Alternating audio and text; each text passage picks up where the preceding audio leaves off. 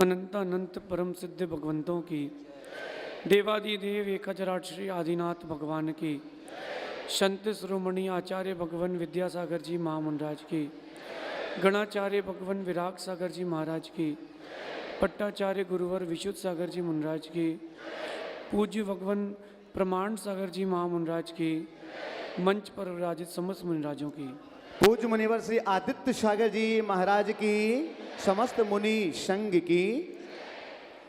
भव्य बंधुओं,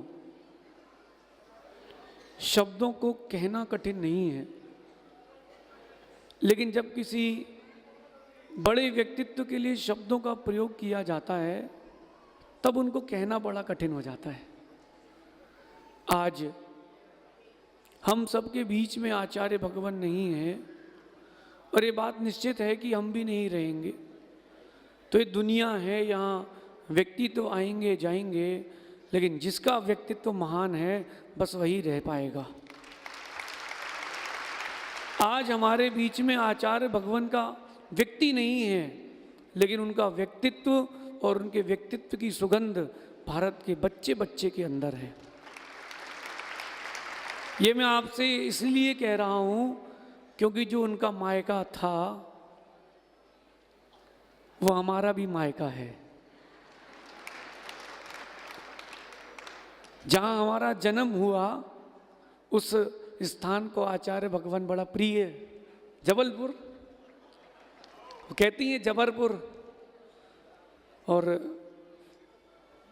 अच्छे कवि ने कहा है कि जबलपुर सतना सोच समझ के फंसना। जबलपुर वाले जहां लग जाएं तो फिर वो छोड़ते नहीं। आचार्य भगवान के इस स्मृति दिवस पर एक बात बोलूंगा कि सबसे पहले अपन सब प्रसन्न हो जाएं इस बात को लेके कि आचार्य भगवान ने जो निर्मल समाधि और भक्त प्रत्याख्यान करके एक स्वरूप प्रकट किया है कि समाधि की उत्कृष्टता ऐसी होती है, कोई कहे कोई देखे। उन्होंने अपने व्यक्तित्व को बहुत विराट करके रखा था। मैं 3-4 विषयों पर एक चर्चा करता हूँ। एक व्यक्तित्व, एक कर्तृत्व, एक और आचार्य भगवान का अपनत्व। हम लोग अभी तुमेन जी थे महाराज जी, तुमेन जी अशोकनगर के पास। तो एक बड़े भगवान आदिनाथ भगवान की मूर्ति वहाँ एक व्यक्ति के घर के बाहर रखी है। तो शुद्धि करने के लिए हम अंदर जा रहे थे, उसके हथकरघा लगा था। तो मैंने उससे पूछा कि ये क्या है? ये बोले हमारी रोजी रोटी है और ये आचार्य विद्यासागर जी की देन है, वो मेरे भगवान है। मैंने पूछा क्यों, क्या हो गया? ये तो तुम बाजार से भी ले लेते। लेकिन उसने एक बात बोली, बोले हमारे घर में कभी हफ्ते में 4 दिन चूल्हा जलता था, कभी 5 दिन, अब दिन में 2 बार जलता है।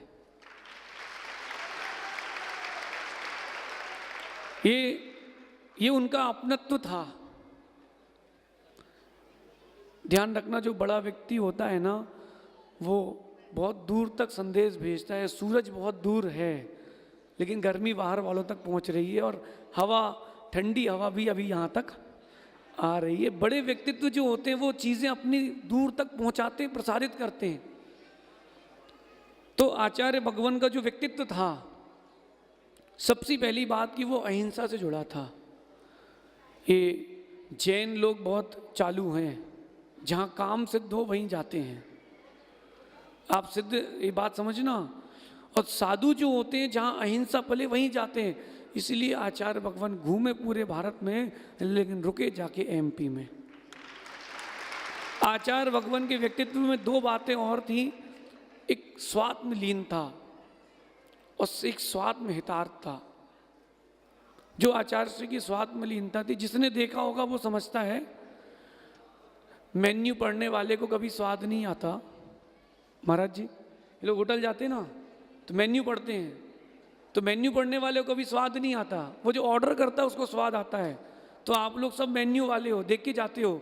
जो साधु भगवान है, जिन्होंने अंदर से देखा है, उनको पता है कि उनकी स्वात्म लीनता क्या थी। हमने मुनि बनकर के एक ही बार दर्शन किए रामटेक में, और उस समय हम सब कक्ष में थे, गुरुजी के साथ थे।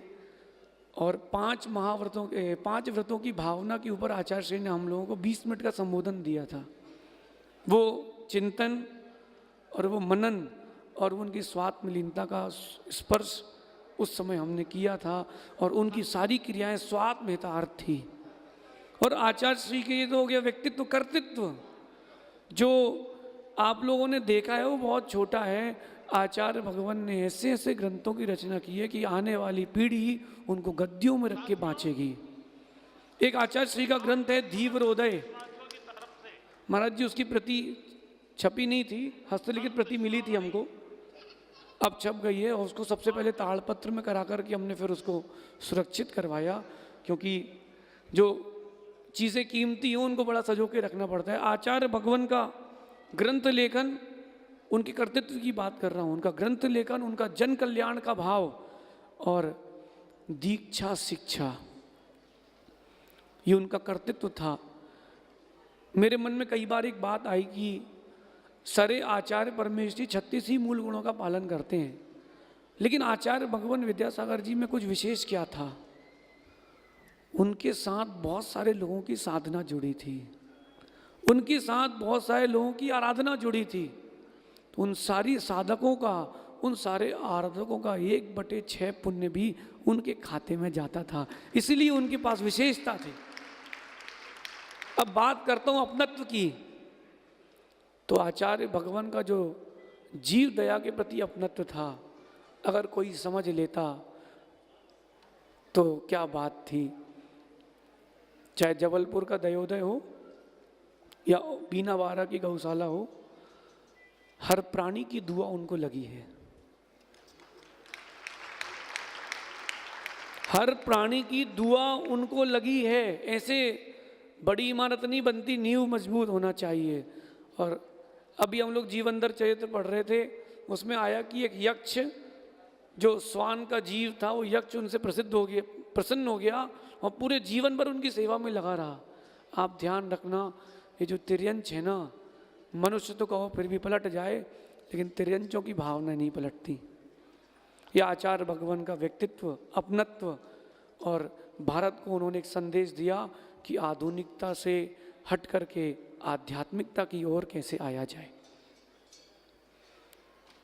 आचार्य भगवान की एक बात जो मुझे ज़्यादा सबसे ज़्यादा पसंद आई, वो थी उनकी अपने गुरु के प्रति भक्ति। 50 वर्ष के दीक्षा के काल के वक्त भी जो शिष्य अपने गुरु की स्मृति में आंसू बहा दे, उससे बड़ा गुरु भक्त कोई नहीं होता। एक चित्र मैंने देखा, एक पुस्तक थी अंतरयात्री शायद नाम था, भूल गया हूँ, तो उसमें एक चित्र था कि आचार्य श्री पाटे पर बैठे हैं और ज्ञान सागर महाराज जी पाटे पर लेटे हैं और कुछ धूप आचार्य श्री की पीठ में पड़ रही है। हो सकता है कि किसी को लगे कि वो धूप सेक रहे हों, लेकिन महाराज जी, हमने उसको देखा, उसमें नीचे डेट लिखी थी, उसमें जनवरी की डेट लिखी थी और ठंडी ठंडी थी। तो उसमें एक डेट लिखी थी कि जनवरी की, उसमें फोटो की डेट थी, मैं हो सकता बोल रहा हूँ, उसमें ये दृश्य ये था कि वो जो धूप आ रही थी बहुत तेज थी, जून की थी शायद, वो धूप बहुत तेज थी और आचार्य भगवान उस धूप की केवल आंच वहाँ तक दे रहे थे और पूरी धूप सहन कर रहे थे।